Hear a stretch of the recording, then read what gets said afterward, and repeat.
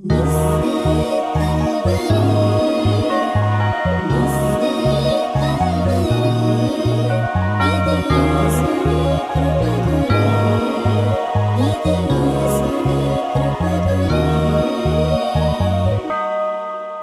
The lord.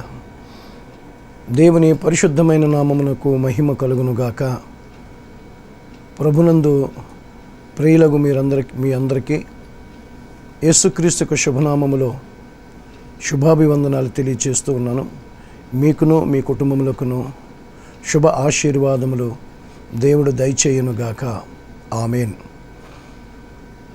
ప్రభునందు ప్రియమైన దేవుని సంగమా, ఈరోజు వాక్య ధ్యానానికి ప్రభు నాకిచ్చినటువంటి ఒక తలంపును బట్టి లేఖనాల్లోకి వెళ్ళి ఒక వాక్యాన్ని ధ్యానం చేద్దాము. వాక్యమై ఉన్న దేవుడు, వాక్య స్వరూపి అయిన ప్రభువారు వాక్యం ద్వారా మనల్ని ఆశీర్వదించునుగాక. పరిశుద్ధాత్మ దేవుడు వాక్య ప్రక్షాళనతో మనమందరము కూడా ఆత్మీయముగా బలపడుదుముగాక. ఆమేన్. అపోస్తులుడైనటువంటి పేతురు రాసినటువంటి మొదటి పత్రిక 5వ అధ్యాయము 8వ వచనాన్ని, నిబ్బరమైన బుద్ధి కలవారై మెలకువగా ఉండుడి. నీ విరోధి అయిన అపవాది గర్జించు సింహము వలె ఎవరిని మృంగుదునా అని వెదకుచూ తిరుగుచూ ఉన్నాడు. దేవునికి స్తోత్రం. హల్లెలూయా.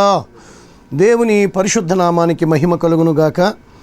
పరిశుద్ధాత్మ దేవుడు ఈ లేఖనం మీద ఒక సంపూర్ణమైనటువంటి వాక్య ప్రక్షాళన మనకి దయచేయునుగాక.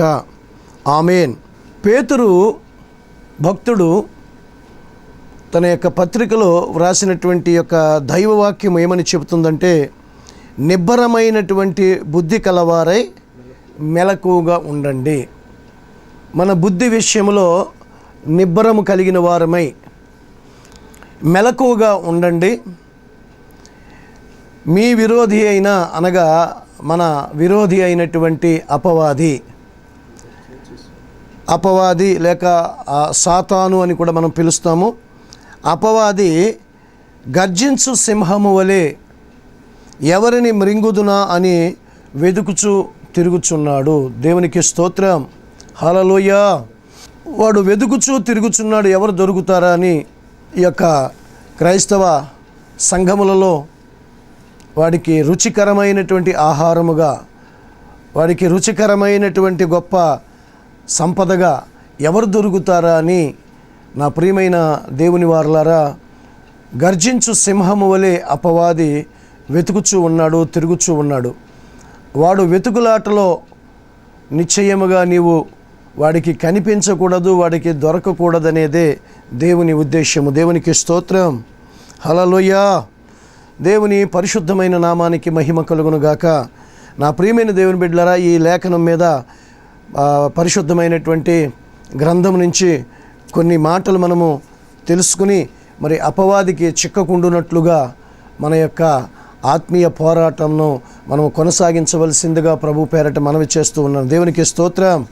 కీర్తనకారుడు 17వ కీర్తన 12వ వచనములో వ్రాయబడినటువంటి మాటలను కూడా మనము గమనించినట్లయితే, వారు అనగా శత్రువులు చీల్చుటకు ఆతురపడు సింహము వలెను చాటైన స్థలములలో పొంచు కొదమ సింహము వలెను ఉన్నారు. దేవునికి స్తోత్రం.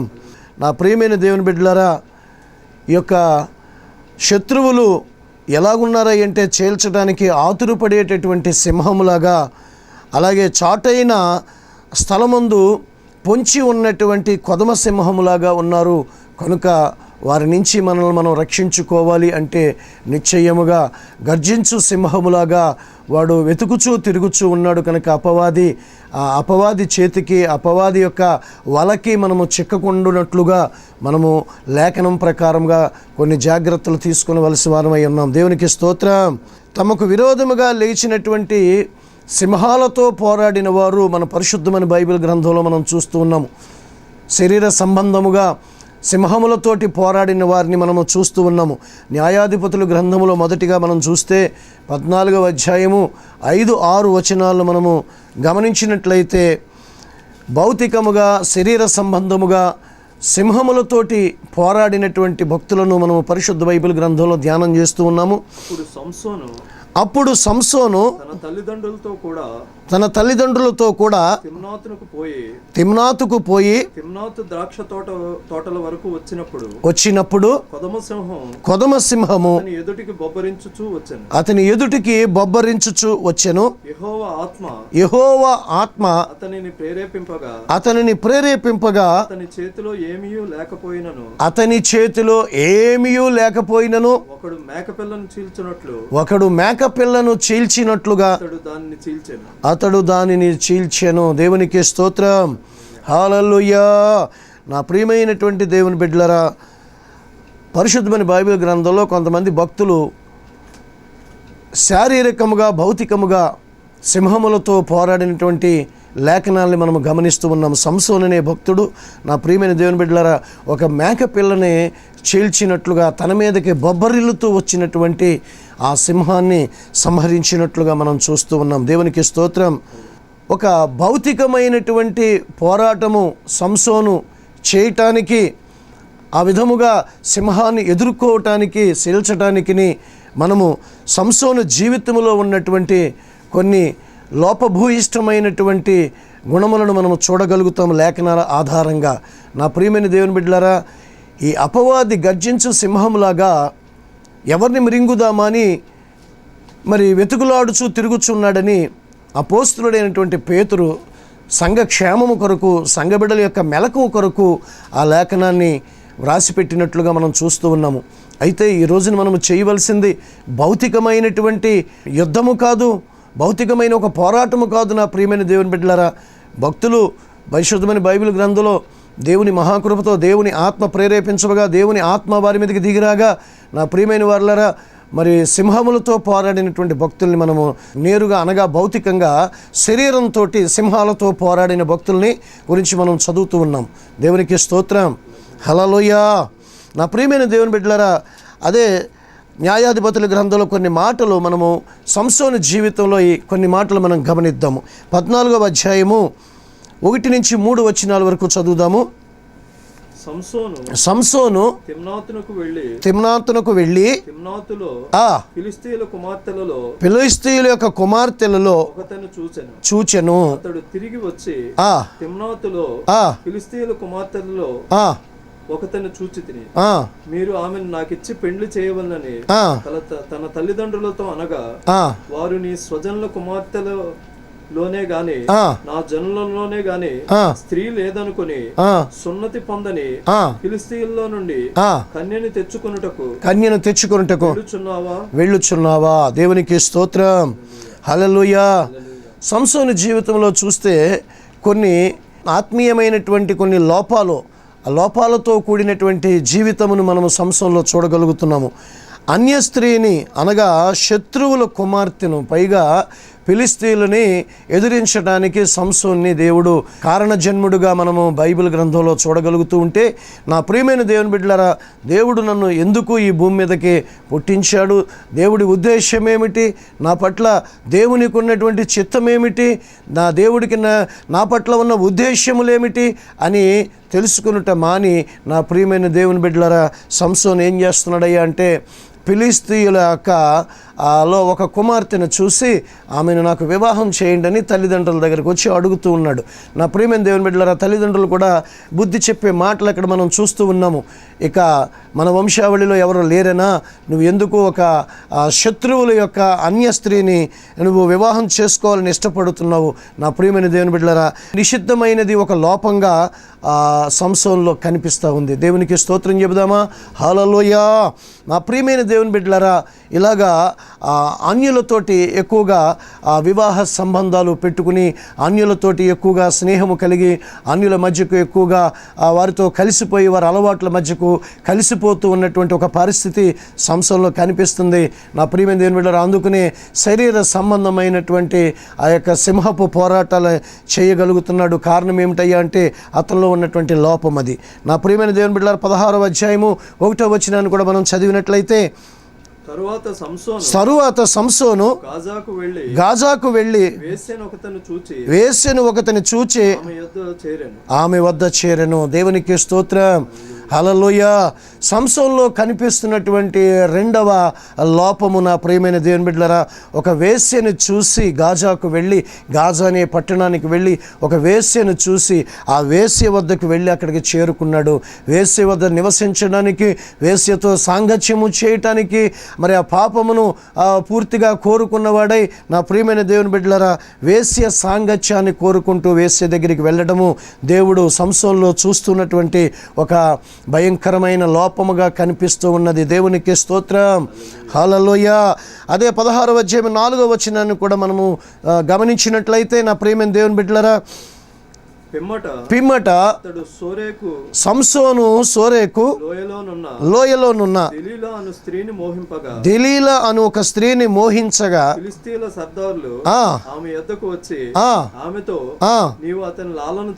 లాలన చేసి గొప్ప బలము దేనిలోనున్నదో మేమెలాగూ అతని గెలవవచ్చునో తెలుసుకొనుము. దేవునికి స్తోత్రం. దెలీలా అనేటటువంటి ఒక స్త్రీని మోహిస్తూ ఉన్నాడు మళ్ళీని. నా ప్రియమైన దేవుని బిడ్డలారా, ఇతడు చూస్తూ ఉంటే కోరికలు, ఇతని మనస్సు, తన హృదయము ఎటువైపు పరిగెడుతుందో దేవుడు సమస్తాన్ని పైనుంచి చూస్తున్నాడు. సంసోనులో కనిపించినటువంటి మూడవ లోపాన్ని కూడా మనము చూడగలుగుతున్నాము. దెలీలా అనే ఒక స్త్రీ దగ్గరికి చేరుకున్నాడు. నా ప్రియమైన దేవుని బిడ్డలారా, దెలీలా అనే ఒక స్త్రీతోటి సాంగత్యము చేసి శత్రువుల యొక్క చేతిలోనికి చిక్కుకునేటట్లుగా, నా ప్రియమైన దేవుని బిడ్డలారా, ఆ శత్రువుకి అవకాశం ఇచ్చేటట్లుగా ఎవరిని మిరింగుదుమా అని తిరుగులాడుచున్నటువంటి శత్రువుకి చిక్కేటట్లుగా తన్ను తానే పాప మార్గాలకి అప్పగించుకుంటూ ఉన్నాడు. దేవునికి స్తోత్రం. అదే 16వ అధ్యాయంలో కూడా మనము మరొక విషయాన్ని కూడా మనం చదవగలుగుతాం. 17వ వచనాన్ని, అప్పుడు అతడు ఆమెకు తెలియచేసి నా తల్లి గర్భం నుండి పుట్టినది మొదలుకొని నాజీరు చేయబడిన వాడనై ఉన్నాను. తల మీదకి మంగళకత్తి రాలేదు. నాకు క్షౌరము చేసిన ఎడల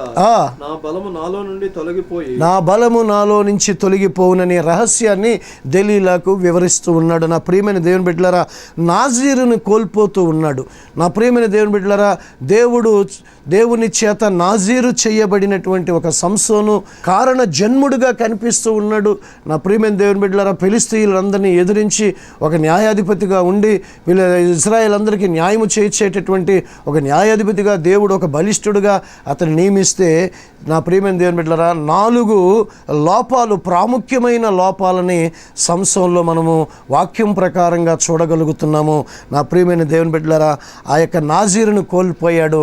నాజీరును కోల్పోయిన తర్వాత ఆ అపవాది యొక్క ఉద్దేశ్యము ఏదైతే ఉన్నదో ఆ అపవాది ఉద్దేశ్యము ఎవరిని మిరింగుదమా అని ఆ యొక్క దేవుని చేత నాజీరు చేయబడినటువంటి సంసోనుని ఇదిగో అపవాది గర్జించు సింహములాగా కబళించి శత్రువుల చేతిలో అతని యొక్క జీవితం అంతా సమాప్తి అయ్యేటట్లుగా తన్ను తాను పాపమునకు అప్పగించుకున్నాడు.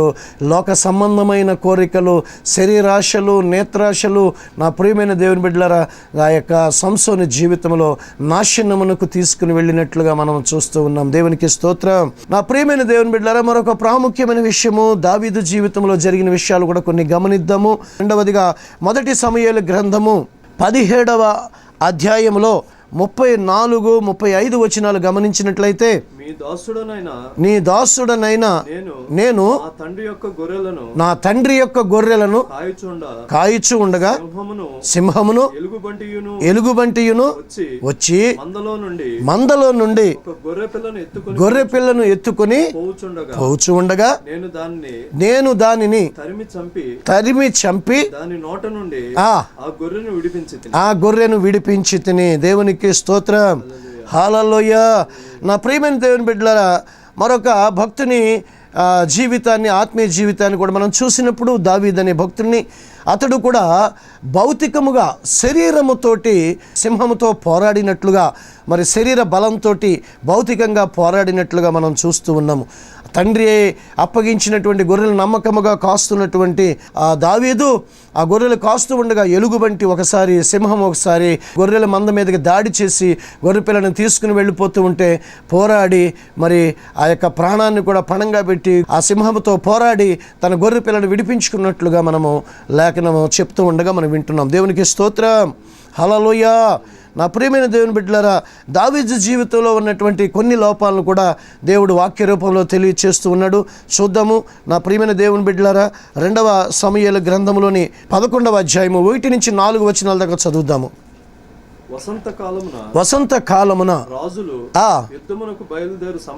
యుద్ధమునకు బయలుదేరేటటువంటి ఒక సమయమున దావీదు అతని వారిని ఇశ్రాయేలులందరినీ కూడా యుద్ధానికి పంపగా అమ్మోనీయులను సంహరించి ముట్టడి వేసిరి. అయితే దావీదు యెరూషలేమునందే నిలిచి ఒకానొక దినమున ప్రొద్దుగ్రుంకే వేళ దావీదు పడక మీద నుంచి లేచి రాజనగరి మిద్దె మీద నడుచుచు పైనుండి చూచుచుండగా స్నానము చేయి ఒక స్త్రీ కనపడింది. స్నానము చేసేటటువంటి ఒక స్త్రీ కనపడెను. ఆమె బహు సౌందర్యవతి అయి చూచి దావీదు దాని సమాచారం తెలుసుకుంటకై ఒక దూతను పంపాను. దేవునికి స్తోత్రం, హల్లెలూయా. నా ప్రియమైన దేవుని బిడ్డలారా, వసంతకాలము సరిహద్దుల్లో ఉన్నటువంటి శత్రువులతోటి యుద్ధాలు చేసే కాలం అది. నా ప్రియమైన దేవుని బిడ్డలారా, సైన్యాధ్యక్షుడిని అందరినీ కూడా సైన్యాన్ని యుద్ధానికి పంపించాడు దావీదు రాజు గారు. తను యుద్ధానికి వెళ్ళవలసినటువంటి రాజు అయి ఉండి, నీవు యెరూషలేములోనే ఉన్నాను కదా అని నువ్వు అనుకుంటున్నావేమో. యెరూషలేము అనగా నా ప్రియమైన దేవుని బిడ్డలారా దేవుని సంఘము. యెరూషలేము అనగా పరిశుద్ధ స్థలము, పరిశుద్ధమైన స్థానం అది. నా ప్రియమైన దేవుని బిడ్డలారా, పరిశుద్ధమైన స్థానములోనే ఉండి, సంఘములోనే ఉండి పాపపు కోరికలను కలిగినట్లుగా మనము దావీదుని చూడగలుగుతున్నాము. అతడు యెరూషలేములోనే నిలిచి ఉన్నాడు, అంటే పరిశుద్ధ స్థలములోనే ఉన్నాడు, దేవుడు నివసించే స్థలములోనే ఉన్నాడు. నా ప్రియమైన దేవుని బిడ్డలారా, దేవుని సంఘమునందు, దేవుని సహవాసమునందే ఉన్నాడు. కానీ పాపపు కోరిక కలిగిన వాడిగా, నా ప్రియమైన దేవుని బిడ్డలారా, పరస్త్రీ వ్యామోహము కలిగిన వాడిగా, చూసిన స్త్రీ బహు సౌందర్యవతి అని ఆమెను కోరుకున్నట్లుగా ఆ లోపాన్ని దేవుడు చూశాడు. దేవునికి స్తోత్రం, హల్లెలూయా. నా ప్రియమైన దేవుని బిడ్డలారా, మన ఆత్మీయ జీవితాల్లో ఉన్నటువంటి ఒక్కొక్క లోపమును ప్రభువారు చూస్తూ ఉన్నారు, గమనిస్తూ ఉన్నారు. ప్రతి లోపాన్ని కూడా కనిపెడుతూ ఉన్నారు. నా ప్రియమైన దేవుని బిడ్డలారా, లోపములతో కూడినటువంటి ఆత్మీయ జీవితమును చేస్తే నిశ్చయముగా వాక్యము చెప్పినట్లుగా ఆ అపవాది చేతికి మనము చిక్కుతాము. నా ప్రియమైన దేవుని బిడ్డలారా, రెండో విషయము, దావీదులో ఉన్న లోపాన్ని చూస్తే అదే 11వ అధ్యాయము 14వ వచనాన్ని చదువుదామండి. ఉదయమున దావీదు యుద్ధము మోపుగా జరుగుచున్నటువంటి చోట ఊరియాను ముందు పెట్టి హతమగునట్లుగా యోవాబునకు ఉత్తరము రాయించి ఊరియా చేత పంపించాను. దేవునికి స్తోత్రం. ఏ స్త్రీనైతే చూసి, ఏ పరస్త్రీనైతే చూసి వ్యామోహించాడో నా ప్రియమైన దేవుని బిడ్డలారా, ఆ స్త్రీ యొక్క భర్తని యుద్ధములో ముందు భాగంలో పెట్టి అతడు చనిపోయేటట్లుగా ఒక పన్నాగాన్ని పన్ని అతన్ని సంహరించినట్లుగా మనకి వాక్యం ద్వారా తెలుస్తూ ఉంది. దావీదు ఎంత పాపమునకు ఒడిగట్టాడో చూడండి. ఎంత పాపమును, ఒక పాపమును కప్పిపుచ్చడానికి మరొక భయంకరమైన పాపాన్ని చేస్తూ ఉన్నాడు. నా ప్రియమైన దేవుని బిడ్డలారా, ఆ ఊరియాని ఆ పథకం ప్రకారంగా మరి ఒక కుట్ర పన్ని చంపినటువంటి ఒక గొప్ప లోపము దావీదు ఆత్మీయ జీవితంలో కనిపిస్తూ ఉంది. దేవునికి స్తోత్రం, హల్లెలూయా. మరి 3వ లోపాన్ని కూడా మనము లేఖనాల్లో త్వరగా చదువుదాము. 2వ సమూయేలు గ్రంథము 24వ అధ్యాయము 2వ వచనాన్ని చదువుదాము. అందుకు రాజు అనగా దావీదు అంటున్నాడు, తన యొద్దనున్న సైన్యాధిపతి అయిన యోవాబును పిలిచి జనసంఖ్య ఎంత అయినది నాకు తెలియగలందుకై దాను మొదలుకొని బెయేర్షెబా వరకు ఇశ్రాయేలు యొక్క గోత్రములలో సంచారము చేసి వారిని లెక్కించుము అని ఆజ్ఞ ఇయ్యగా యోవాబు జనుల సంఖ్య ఎంత ఎన్నను నా ఏలిన వాడవు రాజువునగు నీవు బ్రతికి ఉండగానే దేవుడైనటువంటి యెహోవా దానిని నూరంతలు ఎక్కువ చేయునుగాక ఏలిన వాడవును రాజువునగు నీకు ఈ కోరిక ఎలా పుట్టెను. దేవునికి స్తోత్రం. హల్లెలూయా. నా ప్రియమైన దేవుని బిడ్డలారా, 3వ లోపాన్ని మనం దావీదులో చూస్తున్నాం. ఈ కోరిక ఎలా పుట్టింది నీకు అని ఒక సైన్యాధ్యక్షుడే దావీదును ప్రశ్నిస్తున్నటువంటి ఒక దిగజారుడుతనాన్ని మనము చూస్తూ ఉన్నాము. రాజుగా ఉన్నటువంటి స్థానంలో ఉండి ప్రతి యుద్ధము యెహోవాదని చెప్పి, నా ప్రియమైన దేవుని బిడ్డలారా, గొల్యాదును చంపినప్పుడు యుద్ధము యెహోవాదని చెప్పి ప్రారంభించినటువంటి యుద్ధాలు ప్రతి సమయంలోని కూడా ఏ దేశం మీదకి యుద్ధానికి వెళ్ళినా దేవుని దగ్గర విచారణ చేసి దేవుని అడిగి దేవుని ఇచ్చినటువంటి ఒక ఆశీర్వాదం ద్వారానే ప్రతి యుద్ధంలోని గెలుపొందేవాడు. ఈ రోజుని నా ప్రియమైన దేవుని బిడ్డలారా, ఒకానొక రోజుని దావీదు ఏం చేశాడయ్యా అంటే, మన బలం ఎంతున్నది, దేవుని బలం పక్కన పెట్టి మన బలం ఎంతున్నది, మన అండ ఎంత ఉంది, మనకి పరపతి ఎంత ఉంది, మనకి తెలిసినటువంటి ఆ యొక్క మంత్రులు ఎంతమంది ఉన్నారు, మనకి తెలిసినటువంటి అధికారులు ఎంతమంది ఉన్నారు అనేటటువంటి లెక్కింపులోనికి కొన్ని సందర్భాల్లో క్రైస్తవులు వెళ్తూ ఉంటారు. నా ప్రియమైన దేవుని బిడ్డలారా, ఇదిగో ఇంతకాలము నువ్వు దేవుని బలం మీద, దేవుని యొక్క ప్రభావం మీద ఆనుకుని ఎన్నెన్నో అద్భుత కార్యాలు, ఎన్నెన్నో అద్భుతకరమైన ఆశీర్వాదాలు అనుభవించి ఒకానొక రోజుని నీవు ఇదిగో దేవుని మీద కాకుండా మరి ఏ ఇతర బలం మీద నువ్వు ఆనుకున్నా కానీ, ఇదిగో నా ప్రియమైన దేవుని బిడ్డలారా, ఒక గొప్ప లోపముగా మనం అక్కడ చూడగలుగుతూ ఉన్నాము. దేవుని కోపము దావీదు మీద రగులుకున్నది. నా ప్రియమైన దేవుని బిడ్డలారా, ఇంతకాలము చేసిన యుద్ధాలన్నింటిలోని నన్ను ముందుగా పెట్టి ఈ రోజుని సైన్య బలాన్ని లెక్కించమంటున్నాడు అని దేవుని కోపము రగులుకున్నది. దేవునికి స్తోత్రం. హల్లెలూయా. నా ప్రియమైన దేవుని బిడ్డలారా, ఒక ప్రాముఖ్యమైన 3 లోపాలు మనం దావీదు జీవితంలో చూసాం. ఈ యొక్క లోపాలను బట్టి దావీదు భౌతికముగా, శరీర సంబంధముగా, అనగా శరీరంలో ఉన్నటువంటి ఒక బలాన్ని ఉపయోగించి సింహములతో పోరాడినట్లుగా మనం చూస్తూ ఉన్నాం. దేవునికి స్తోత్రం. హల్లెలూయా.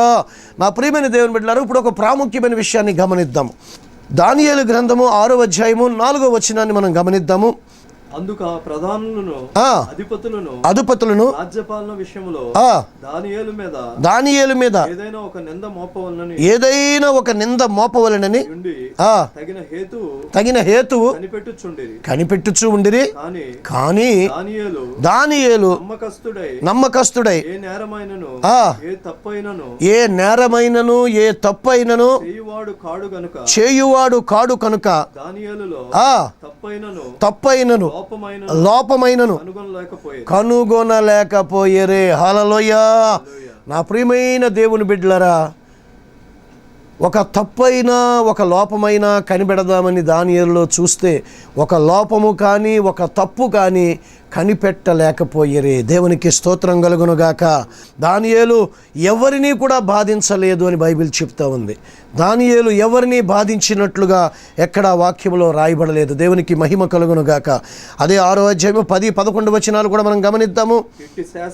ఇట్టి శాసనము సంతకము చేయబడినని దానియేలు తెలుసుకొనినను అతడు యథాప్రకారముగా అనుదినము ముమ్మారు మోకాళ్ళుని కిటికీలు యెరూషలేము తట్టునకు తెరవబడి ఉండగా దేవునికి ప్రార్థన చేయుచు ఆయనను స్తుతించుచు వచ్చెను. దేవునికి స్తోత్రం కలుగునుగాక. ఆమేన్. హల్లెలూయా. ప్రార్థించే ఆత్మ, యాచించే ఆత్మ, నా ప్రియమైన దేవుని బిడ్డలారా, విజ్ఞాపన చేసే ఆత్మ, కృతజ్ఞత చెల్లించేటటువంటి ఆత్మ, మందిరము కొరకు ప్రార్థన, సంఘము కొరకు ప్రార్థన, సహవాసం కొరకు ప్రార్థన, నా ప్రియమైన దేవుని బిడ్డలారా, దానియేలు యొక్క జీవితంలో నరాలలోని కూడా అవి నిండిపోయినట్లుగా మనం చూస్తున్నాము.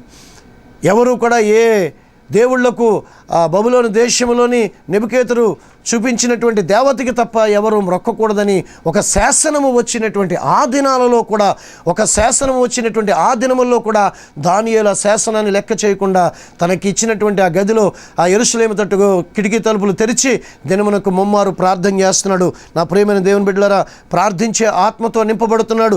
యాచన చేసే ఆత్మ, విజ్ఞాపన చేసే ఆత్మ, నా ప్రియమైన దేవుని బిడ్డలారా, కృతజ్ఞత చెల్లించేటటువంటి ఒక ఆత్మ, మందిరము కొరకు ప్రార్థన చేసే ఆత్మ, సంఘము కొరకు ప్రార్థన చేసే ఆత్మ, నా ప్రియమైన దేవుని బిడ్డలారా, సహవాసాన్ని నిలబెట్టాలని కోరుకునే ఆత్మ దానియేలులో మనకి కనిపిస్తూ ఉంది. దేవునికి స్తోత్రం. హల్లెలూయా. 6వ అధ్యాయము 22వ వచనాన్ని చదువుదాము.